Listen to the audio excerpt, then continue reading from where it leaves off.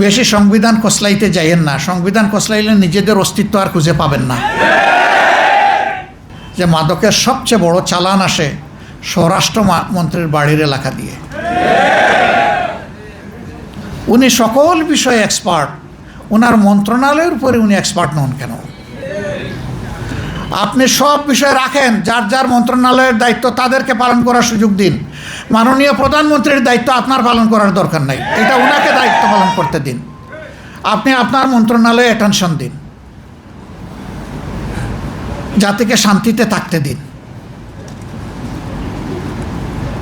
সম্মানিত ভাইয়েরা, দেশে কোনো বিনিয়োগ হচ্ছে না, না দেশি না বিদেশি। কিভাবে হবে? ঘাটে ঘাটে ঘুষ, ঘাটে ঘাটে দুর্নীতি। কে আসবে এখানে বিনিয়োগ করতে? কালকে দেখলাম একজন হুইপ বলেছেন, বাংলাদেশ থেকে, যে কোনো দেশ থেকে যে কেউ আসুক, বাংলাদেশের চাঁদাবাজি বন্ধ করা সম্ভব নয়। মানে এটার মাধ্যমে চাঁদাবাজিকে এখন জাতীয়করণ করা হলো কিনা আল্লাহই জানে।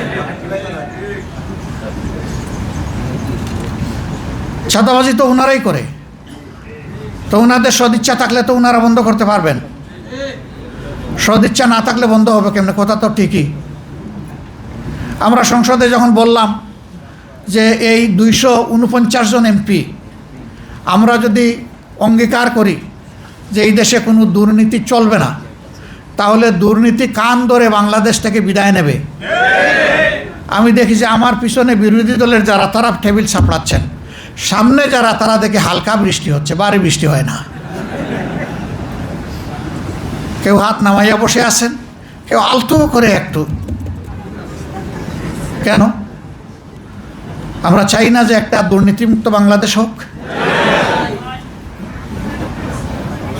তো যদি এটা আমরা চাই, তাইলে আমরা কেন একসাথে আওয়াজ তুলতে পারলাম না যে ইনশাআল্লাহ আমরা দুর্নীতির কান মলিয়ে বাংলাদেশ থেকে বিদায় করে দেব?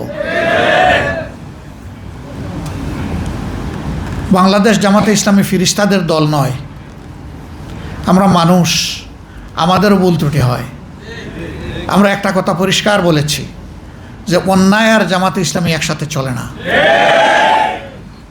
কিন্তু এর দ্বারা এটাও আমরা মিন করছি না যে আমরা কোনো অন্যায় করি না। আমরা মানুষ, আমাদের ভুল হয়, অন্যায় হয়, দোষ হয়, অপরাধ হয়। আমরা আহ্বান জানিয়েছি, যারা দেশকে ভালোবাসেন, জাতিকে ভালোবাসেন, আমাদের অন্যায় অপরাধ দেখলে আমাদেরকে ধরে দিন। আমরা কথা দিচ্ছি আমরা সংশোধন করব ইনশাআল্লাহ।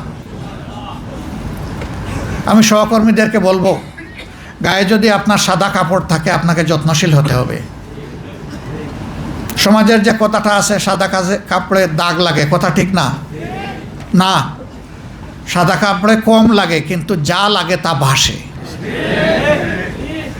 Very careful. নৈতিকতার প্রশ্নে জামাতে ইসলামীতে কোনো ছাড় নাই। আমরা চেষ্টা করব সংশোধন করার। যদি সহনীয় মাত্রার কোনো লঙ্ঘন হয়, আমরা চেষ্টা করব সংশোধন করে তাকে দায়িত্ব পালনের সুযোগ দেওয়ার।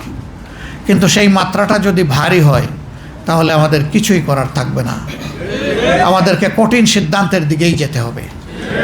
এই সিদ্ধান্তের দিকে যাওয়ার মানে হচ্ছে আমি সহ আমাদের সবাইকে সতর্ক করে দেওয়া, সাবধান, সবাই সাবধান।